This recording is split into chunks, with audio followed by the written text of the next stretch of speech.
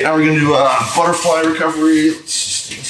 So again, same thing, we've had to turn away. We're using this hook to reset our butterfly guard and get our knees in. So how this is gonna work, again, you've been turned away, this sort of thing is happening.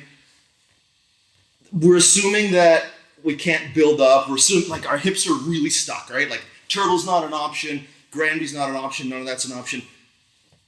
The reason that's gonna be the case is because they're driving forward with their upper body. If Rory is settled back into his heels and this isn't available, I should have the ability to build up and play the collar tie kind of game. So the assumption here is he's far enough forward that this hook is available. When we make this hook, we have to recognize that this is a very temporary situation. Of the responses we're showing, this is the one that people are going to be able to shut down the most because it's so late in the game that, like, you know, with the vampire roll, with the turn to turtle, if I'm really sharp with the timing on that, I can just catch you before you settle me. This is pretty much, he's settled in. And so once I get this hook, he can cut his hips fairly easily and just maintain the position. So just be aware that when you get this, it's got to be really quick. I mean, like with any of them, but because it's now on him to respond, there's absolutely no delay possible. A couple things that will help when I make this hook. So right now, all I've done is just take the shoelaces, the top of my foot, and hook it against his shin. Turn your knee back in now, Rory, and like cut your hips. Should be fairly easy to do. I'm not able to stop him. Now do it. Harder, right? Like he's able to do it, but it's not instantaneous. So when we make this hook, we're not just hooking and holding, right? I'm not just trying to plant my foot on the ground. So now cut your hip. Like my ankle's just like, I got my knee completely underneath my hip and my ankle's aligned with that. So like I feel like I can basically just fall to my side. Exactly. So when I make this hook, I want to try to extend as early as possible, both taking his foot into the air, but also kind of straightening my leg out. So now cut your hip. You've internally rotated my hip and it's quite uncomfortable. And that's where the space for me to insert my butterfly hook is going to come from. I'm not just going like this and blocking him while I try to jam this hook in. Some people are very flexible or have short legs and can make this kind of stuff happen.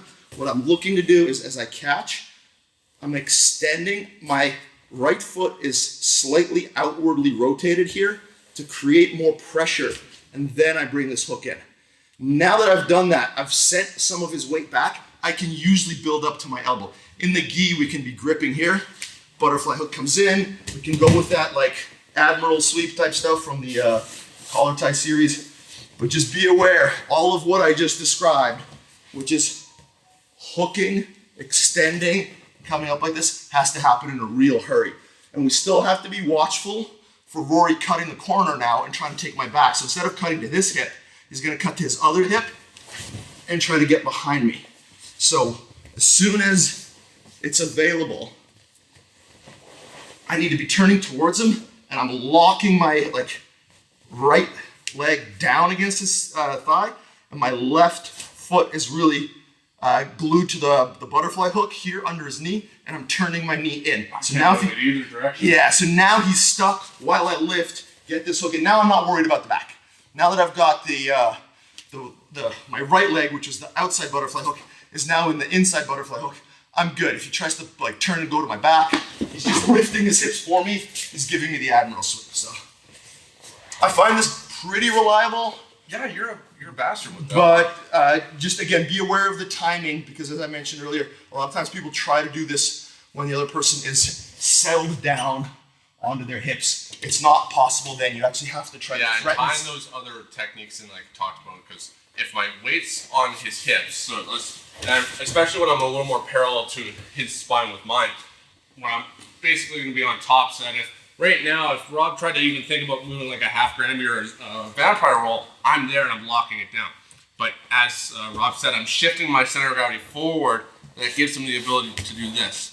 If I recognize that Rob's going for this at an early stage, I might take my center of gravity and shift it back into my feet, so if he tries to reach for the legs, he can't. But it gives me the collar tie. Like that, or even like the ability to possibly vampire roll Granby at that point. So tie the movements together.